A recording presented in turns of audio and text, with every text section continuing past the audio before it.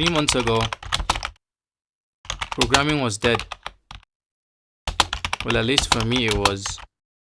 Because honestly, AI could write code faster than I could even understand it. And I actually thought I was cooked. But I didn't give up. I crossed my fingers and I looked in to do my own research and get my own opinions, not just believing any information I find on the internet. And I asked myself one crucial question.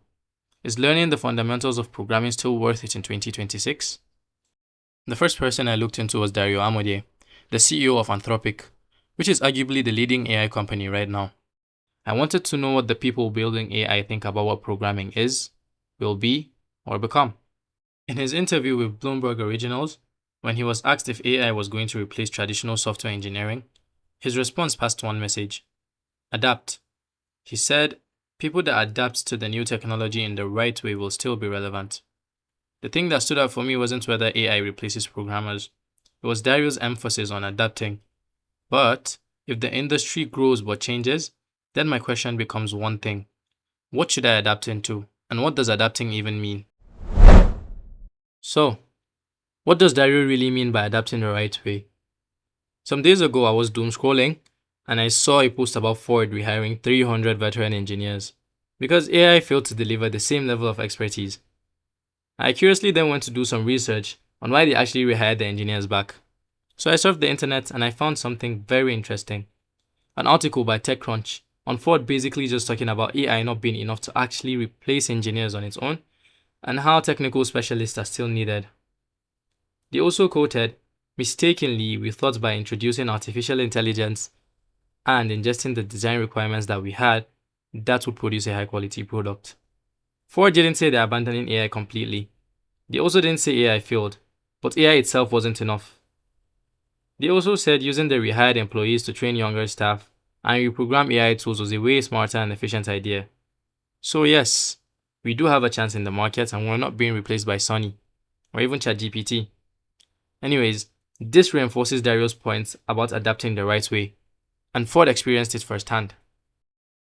Naturally, I wanted more reassurance from more engineers, so I looked into Boris Cherny, the engineer behind the biggest AI coding tool currently. When he was asked if engineers will be the first casualties of the AI they were building, his view on this made me realize that maybe I was holding my breath for too long. He said, I think for a lot of them, the skill that they had before is going to help them in the future. He also added, engineers also do a lot of stuff that is not coding. So yeah, this means people who have the knowledge already have a huge advantage and they won't just disappear. At this point, I still wasn't fully convinced.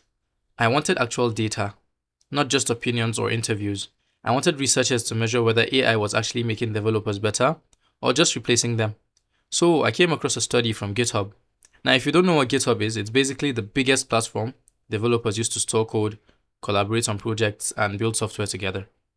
GitHub also created an AI coding assistant called GitHub Copilot, so naturally they wanted to know, does this thing actually help developers?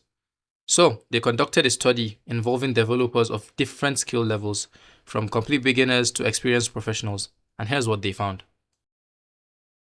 The first question was, does AI actually make developers more productive? Yes. They found that AI pair programming tools like GitHub Copilot significantly improved developer productivity, and interestingly, beginners benefited the most. That doesn't mean experienced developers didn't benefit, they did, but beginners saw the biggest improvements. The second question was, what exactly does AI improve? Is it just speed? Not really. The researchers found improvements in task completion time, code quality, mental workload, enjoyment, and even learning. So AI isn't just helping people write code faster, it's helping them think less about repetitive tasks while learning coding, and actually enjoy the process a lot more. Okay, but what if developers only feel more productive? The researchers thought about that too. They didn't just ask people, do you think you're faster? They also looked at objective measurements of developer activity, and those measurements matched what people reported. So, the productivity gains weren't just feelings, the data backed them up. After all the research, one thing became really clear to me. Every source I looked into was saying almost the same thing. AI isn't replacing good developers. It's making good developers even more productive. And if you're learning programming today, that's actually good news. On a personal level, this has encouraged me a lot. If you take every point, you'll realize that learning the fundamentals of programming still matters and is important. When you've built those fundamentals, adapting becomes much easier. When you learn any new technology and also learn how to apply it the right way, then you'd have a much better chance at competing. I have picked my path, and I'll be learning Python, 3D modeling with Blender, video editing, and basically anything I'm curious enough to dive into. And I will use AI as a tool to help me learn these skills and become better and faster. So, join me on my journey and let's see how far life takes us. In my next video, I'm going to show you exactly how AI helped me go from complete beginner to sitting down, looking at an idea, and actually building Python projects from scratch in just 3 months.